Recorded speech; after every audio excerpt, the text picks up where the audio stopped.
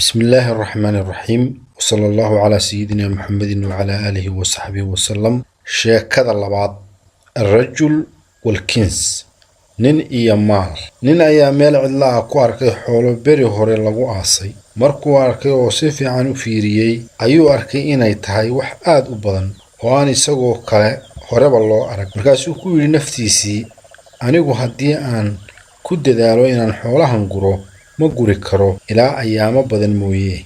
taasoo noqonaysa inaan naftayda dhibo waa inaan shaqaale ii xamaalo doonta.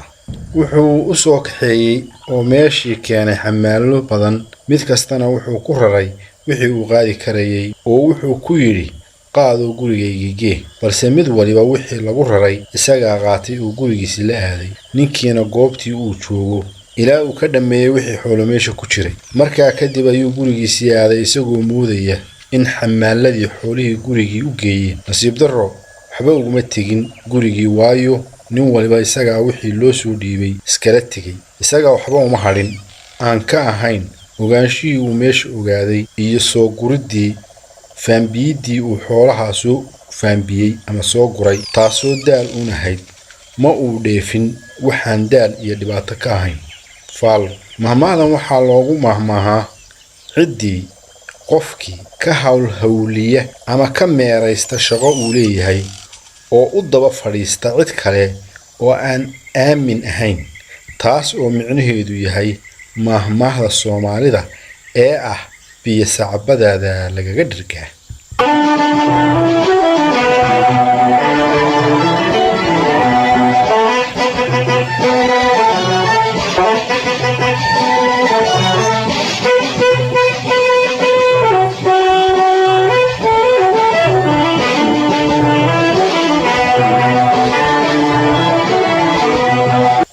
sheekada saddexaad daalibul cilm wa saxiifatul safraa. cilmi doonihii iyo joornaalkii huruudda ah. nin baa doonay cilmiga aftahannimada, markaasuu u yimid saaxiib uu lahaa oo haystay joornaal huruud ah. markaa ayuu ka codsaday inuu u qoro wuxuu ka yaqaan cilmiga carabiga. wuu yeelay oo wuxuu u qoray wixii uu doonay oo joornaalka huruudda ah ku yiri. markaa ayuu qaatay oo la dhaqaaqay ilaa uu gurigiisii iyo degmadiisii la tegay. wuxuuna bilaabay inuu akhriyo isagoon fahmin waxa ay ka micno yihiin. wuxuuna maleeyay inuu gartay oo fahmay waxa joornaalka ku qoran. wuxuuna bilaabay inuu goobaha khiyaarta iyo ahlu cilmiga ku talax tegay aftahannimada dhex fadhiisto oo ka sheekeeyo. qaar dadka ka mid ah ayaa u adkaysan waayay nacnacdiisa oo waxay ku yidhaahdeen, war waad badhqisay amase waad biyo dhicisay. markaasuu ku jawaabay isagoo isla sii saxan jaahilnimo daraaddeed amase indha adayg, maanaa badhqiyey iyadoo joornaalkii huruudda ahaa gurigayga yaal. waa mahmaah loogu mahmaaho ciddii ama qofkii sheegta cilmi iyo aqoon kaasoo aan ehelba u ahayn, oo jaahil dheer ah, aqoon la'aan danaanaca, misna aan ogeyn inuu tororogla yahay. waa wax aad wakhtigeennan u badan. waa halka Soomaalidu kaga mahmaahdo dhal magaalo sida loo noqdaa waa dheer tahay, dhal magaalo sida loo xidhaana way dhowdahay.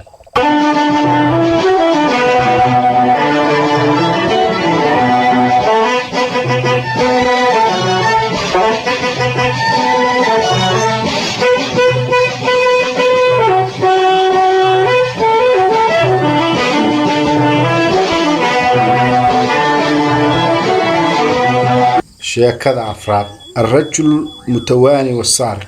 ninkii caajiska ahaa iyo tuugii. tuug ayaa nin gurigiisii hurda u soo galay.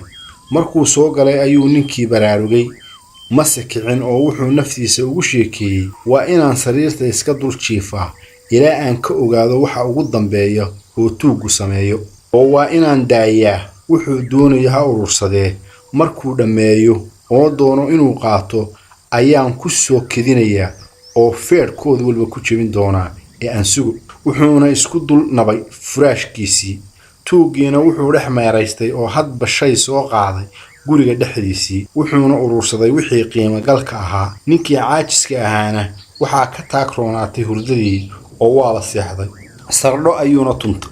tuugii waa ka faaruqay waxgurashadiisii oo wuxuu dhabarka u ritay wixii uu soo ururiyay hawl yaraanna waa isaga tegey.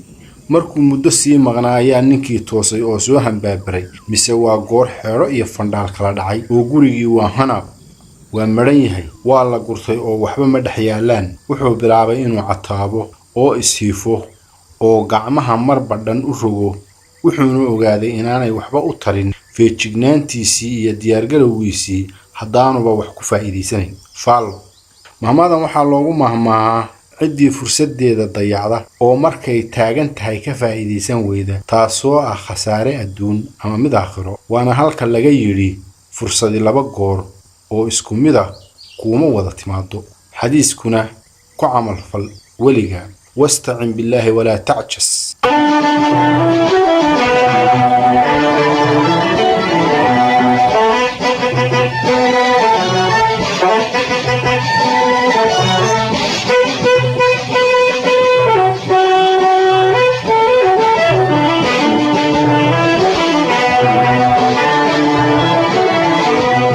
sheekada shanaad. baa'ic samsam wasadiiqa. sinsin iibiye iyo saaxiibkii. nin ayaa iibin jiray sinsin, wuxuuna lahaa nin kale oo shurko la ah. sinsintuna labadoodaba waxay u taallay isku meel ama hal bakhaar. mid walbana sinsintiisu waxay ugu jirtay kiish u gooni ah.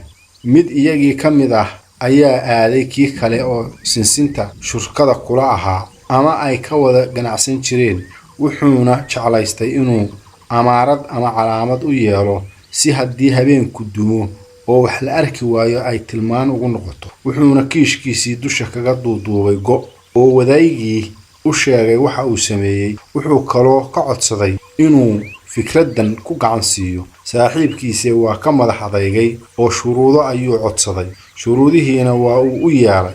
wadaygii wuxuu soo galay bakhaarkii, mise wuxuu arkay sinsintii oo go'ii saaxiibkii ku duuduuban. markaasuu u maleeyey inuu ciidda iyo xasharaadka si aanay ugu gelin uu sidan u yeelay. naftiisii ayuu markaa ku yidhi, saaxiibkaa waa nin wanaagsan oo kuu naxariis leh, waayo wuxuu go'iisa ugu duubay wanaagsanaan. sinsintiisa ayaa ka mudan in go'iisa lagu asturo. go'ii ayuu ka xayuubiyey kiishkiisii oo wuxuu ku dahaadhay ama ku asturay oo ku duuduubay sinsintii saaxiibkii. markii habeenkii dumay oo madoobaaday ayuu isagoo nin kale la socda bakhaarkii isu soo daruuriyey. wuxuuna dhex galay isagoo hamagsanaya bakhaarkii. wuxuuna haabhaabtay madowgii, wuxuuna gacanta la helay go'ii oo sinsinta ku duuduubnaa. wuxuuna mooday in sidii uu maanta ugu duuduubay uu weli ugu duuduuban yahay. wuxuu mooday sinsintii saaxiibkii oo uu rabay inuu dhakro. waa la soo baxay oo inta kala qaybsiiyey ninkii la socday, qaybna isagaa qaatay. waagii markuu bariyey ayay iyagoo wada socda labadii shuraako bakhaarkii wada yimaadeen. markay meeshii soo galeenba wuxuu arkay kiishkii saaxiibkii oo yaal iyo kiisii oo maqan iyo go'ii oo meesha iska dhex daadsan. markaasuu hoos ka booyey oo hoos ka baroortay. wuxuuna ogaaday wixii uu xalay sameeyey inay isaga hoos ugu soo noqotay. waana iska aamusay oo wuxuu ka baqay inay ceeb iyo fadeexad ku noqoto. waxaa ku dhacay qarso ha ku qarsatee. faallo mahmaadani waxay tusaale u tahay cirib dambeedka ka walaalkii dhibaato la doona. alle ayaa ciqaabaya oo dhagartiisa dib ugu celinaya si uu murugo u siyaadsado oo uga toobad keenona wuxuu suubiyey oo sameeyey. waa halka Soomaalidu kaga mahmaado, god ha qodin, haddaad qodana ha dheerayn, ku dhici doontidna mooye. weligaa ogow xadiiskan oo ku camal fal. laa yu'minu axadukum xataa yuxibbu liakhiihi maa yuxibbu linafsihi.